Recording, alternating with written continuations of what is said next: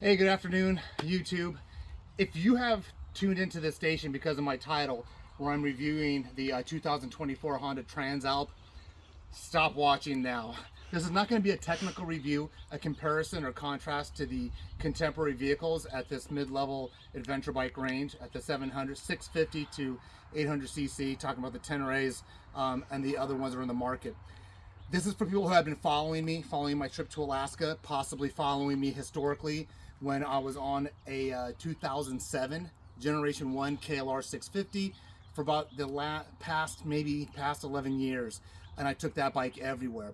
So what this is really all about is my new experience with the new bike, which is the 2024 Honda Transalp that I picked up in Fairbanks after could have been worse, but it was a disastrous episode with my KLR with the attempt to get to the Arctic Circle. So if you haven't seen any of the previous videos, I attempted the Arctic Circle in the KLR 650, died. The KLR was abandoned in Fairbanks, had to pick this bike up, and I'm getting used to it now. But what I'm going to share with you today, I've had the bike for about a week. I'm going to show you some of the add-ons that I did myself that anybody could do, and to make it more personalized and more adventure worthy. So come along with me, I'm going to show you what I did. So I'm going to start at the front. So here in the front, one thing I was going to bring up to is come real down close. So the first thing I did, trying to get it more adventure worthy, if you see this, I'm going to tap it. It's metal and it says Transalp. This is a metal radiator cover that covers the stock one, which is plastic behind it. Very inexpensive, very easy to install. There's just basically two Allen head bolts up top, and then there's two button sleeves on the bottom. So that was one of the things I added. And then moving up here, I'm gonna just point out something really quick. The crash bar system I got, I'm in Auburn, Washington right now, which is just south of Seattle. Fortunately, I've been here for a couple of days after I came back down from Fairbanks, and this company is out of Pendleton, Oregon. They sent me this crash bar set and skid plate. I think I got it 2 days after I ordered it. What I don't really like are the stainless steel Allen heads, so I did order some touch-up paints. I'm gonna be painting those black. So this top and bottom crash bar set, I'll get to that in a second, but for camera purposes, I'm just gonna move up the bike. I'll get back to the crash bars. So I did replace the stock windshield, and I was gonna show you the stock one. Can you you see the pause button?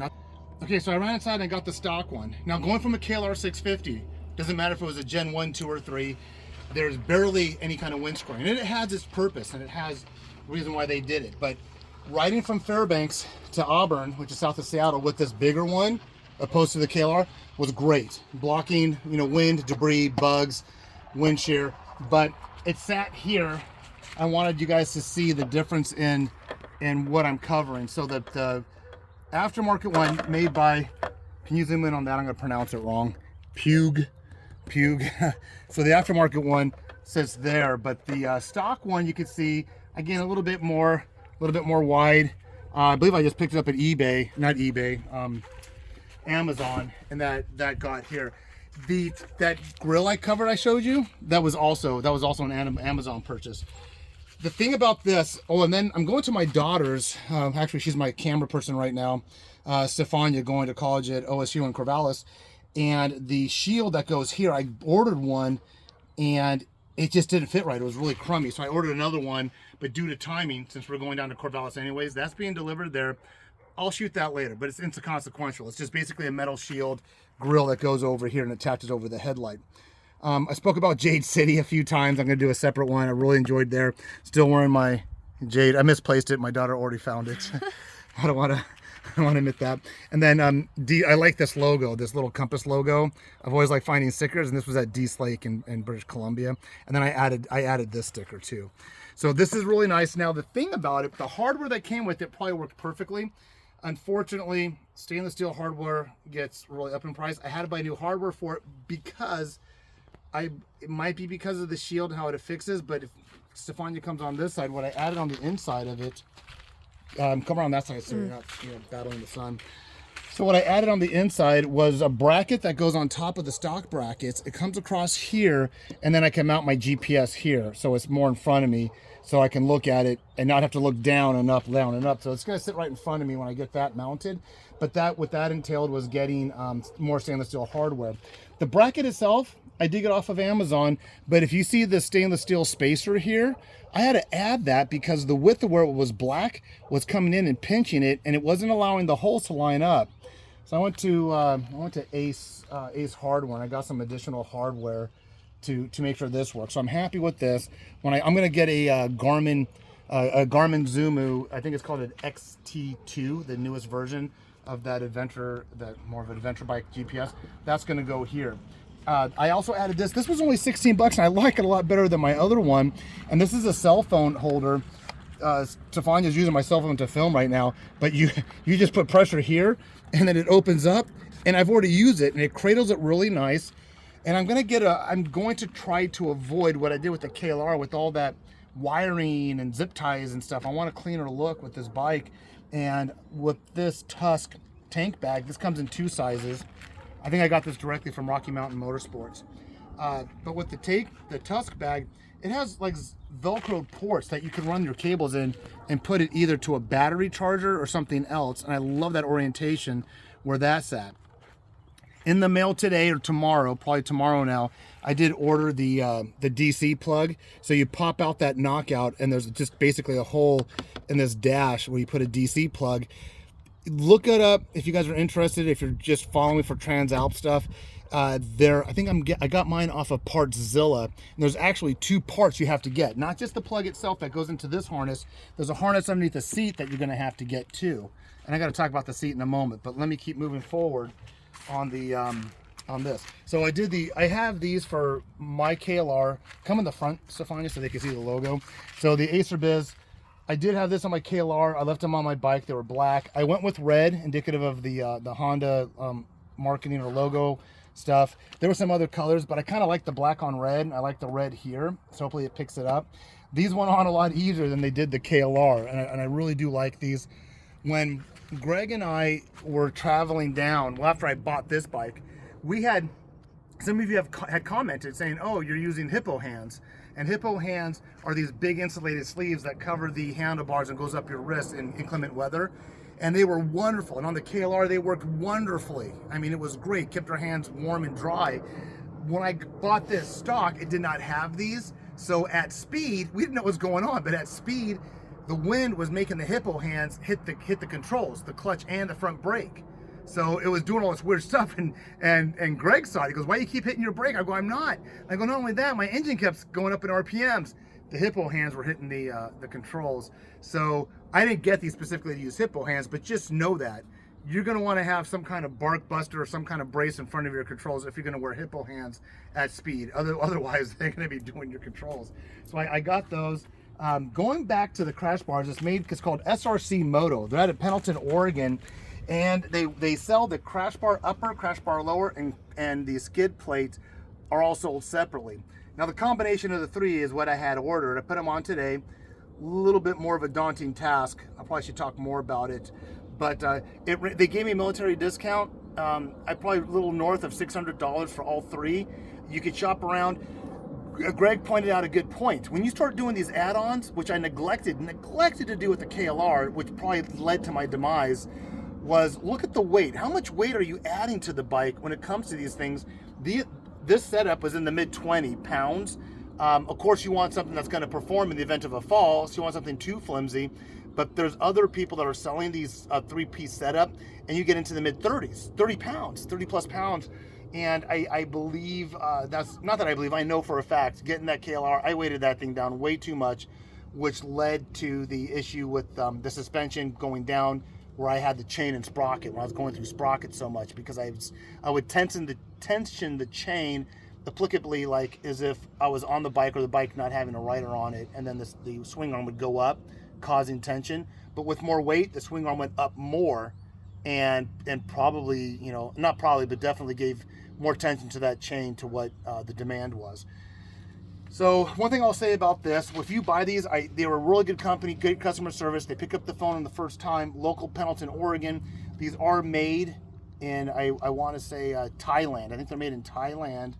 And when you get the box, it's just basically a parts list and vague instructions. And then there's a video that goes very fast that I had to slow down on assembly. But then also on their website, go to the PDF download.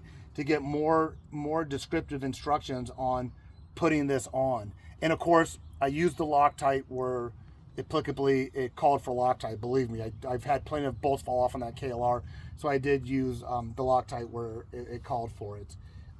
There's no real torque values given, but once again, I'm going to go through, and I got a little, something about the size of a nail polish bottle, and it's black paint made for metal. I'm just going to touch those up. These are okay. I like these stainless fasteners here. The stainless fasteners are fine, but these up here, I don't know, they just kind of stand out kind of weird. So that's about it.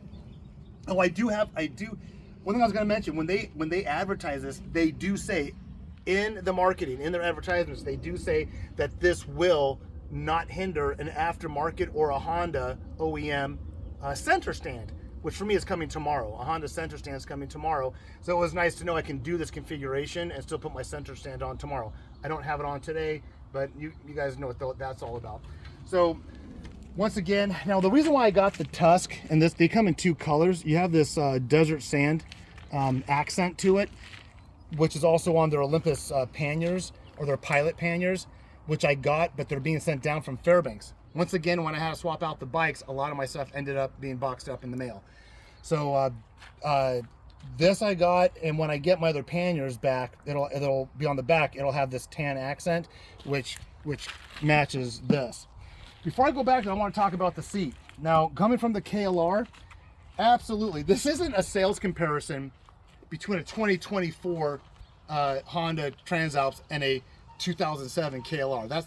I'm not comparing that. But me as an owner, what I will say is I love everything about this bike. But had I sat on it at the dealership without riding it, I might have walked away from it. Sitting on the bike for me, I sit lower. I'll mount it right now.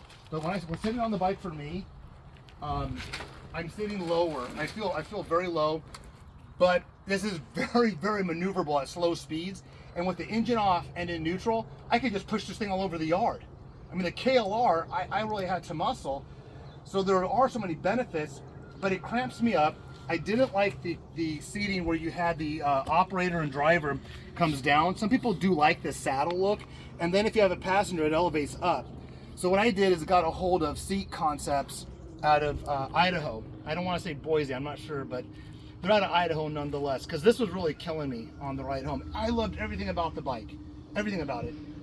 Visual, the controls, the concepts, everything. But the seat was killing me. What it's doing is that it's making me, it slides me forward a lot when I was riding. So I go forward. The more forward I go, on the narrow part of the seat, and it gets right on my sit bones. I mean, it was like I was on a bicycle seat. And so what Seat Concepts is going to do, they make a couple of seats for all kinds of bikes, but for this one in particular, you can actually get a lower one, which I can't do. I can't go any lower. And that's why the KLR fits, the anatomy of the KLR and the physics of the KLR fits my anatomy and physiology sitting wise much more comfortably than this does. But I ordered one. It's going to come straight across. It's going to be a bench seat, just like my KLR. You're not going to have this dip. And that way I can move my bottom up and down like I used to on the KLR. I can slide back and forth, get different comfortable positions. I'm going to be higher up on the ground, which will give me more different knee angle and knee relief. Today, just now, before we started filming, some highway pegs came in that I'm going to bolt on, which also gives me, they're going to bolt on right here. I'll show you that in a separate video. I'm going to bolt them on right here. The highway pegs will come out just like the KLR, and that it just pays off dividends in comfort and in long rides. So you'll notice, he talks about his Tusk panniers. What did he do? I do still have to get from here down to Southern California. I do have some Nelson Rig bottle holders, which I love. These guys make great product. This was a very basic bag. I just didn't want to buy any bag for $60, $50 just to get home. These are priced around the 200 mark, but right now Nelson Rig and places like Revzilla and Rocky Mountain and Amazon, this $200 bag set is going right below $100, I think $78. So I looked at it and I got them on sale, and I'd rather have done this than buy a bargain one for $50 or $60, even though I'm going to be replacing them when my other ones come in from Fairbanks. And I kind of like this bag. It's like a dump bag. It's got good volume. It's individually watertight, water sealed. It's a waterproof bag as it sits. It has some cloth liners that just give it a optional, if you can just take out the cloth liner. Very similar to how the Tusk has it in reverse, where the Tusk bag itself is not waterproof, but they give you those high-vis yellow waterproof dry bags that go inside, so you keep your stuff dry, but you can just pull it out. And I'm gonna say this about getting wet. I got soaked up in Canada and Alaska, soaked. In my mind's eye, I'm thinking waterproof. I want to make sure the rain doesn't penetrate and get from top to bottom. Where the waterproofing really pays off is on the bottom. The bottom gets soaked. I mean, the rain, the whole bottom area gets soaked. So just know that. Just know it's like, well, I'll just protect the stuff on top. You need to be concerned with water saturating the bottom of your bike from just the road hitting it. So that's enough about the Nelson rig. They're pretty easy to put on. If you're looking for a basic bag, waterproof bag, I'd recommend these. Underneath them, and I don't know if Stefania, you're not going to see it too much, Stefania, but right here I did mount the Tusk luggage rack system. Very easy to mount. You don't see a lot of it because the Nelson rig is covering it, but this is Tusk, which has the quick releases, and so when the Tusk bags, the Nelson rig bags that you're looking at are simply attached on straps, and it worked out very well. It's a soft-sided one. There's no hardware in the back. It's just all a strap system that's holding it on to the rack system. And they do tell you when you buy these bags, in the description it says you need to have a rack system. These are heavy enough. You need to have a rack system if you're going to use these bags. Once my Tusk comes in, I will remove these and already have the Tusk rack system that'll interface with it, and I'll be good to go. The last thing, second to last thing I'm going to mention. So right here, come around the back, Stefania. So right here, actually, I think the sun's better on you on that way. So I did get the Tusk tail plate, and all you can see on it right now is this part. So I have 1, 2, 3, 4. I have a couple of mounting options here. I covered most of it. What this has ended up doing really is becoming an interface adapter for this hard case to the motorcycle, leaving some available tie down spots, but nothing over here. But that is the Tusk product, and I bought this off of Amazon. Once again, keeping with the sand theme, it'll match. It'll look pretty cool between this and when I put the Tusk bags back on, plus the Tusk tank bag in the front. But I did not want to go as high. Like I said, if you're just tuning in, you got to look at my prior videos when I was running the KLR 650. The KLR 650's box was a little bit more, not as long, but it was very high. It was a high box, and I wanted to go with the more of a low profile one. I love the design and size of it. I just basically bolted it on with 4 bolts on the bottom. It's on there really good. And what I'm not going to do, if you guys, everyone who's familiar with Rotopacks, I'm not going to put the Rotopack adapter holder that I had on the KLR because once I don't always travel with it, and I don't always travel with the Rotopack, and I wanted to have a system where I could just take the Rotopack off and just have area to cover. So what I did tomorrow, what's coming, is is actually what you see on the back of scooters and motorcycles that are delivering food. It's a plain, simple black rack. I'll do a video of it. And it extends out about 1 inch perimeter from this box. And if it works out the way I want to, I'm going to bolt that right on top of this. And then, it's going to be, when I had the KLR, this lid, the portion of the lid on the KLR, I put footman loops in all over. 1, 2, 3, 4, 5. I had footman loops here. So whatever I carried on top, I would lash down using the footman loops.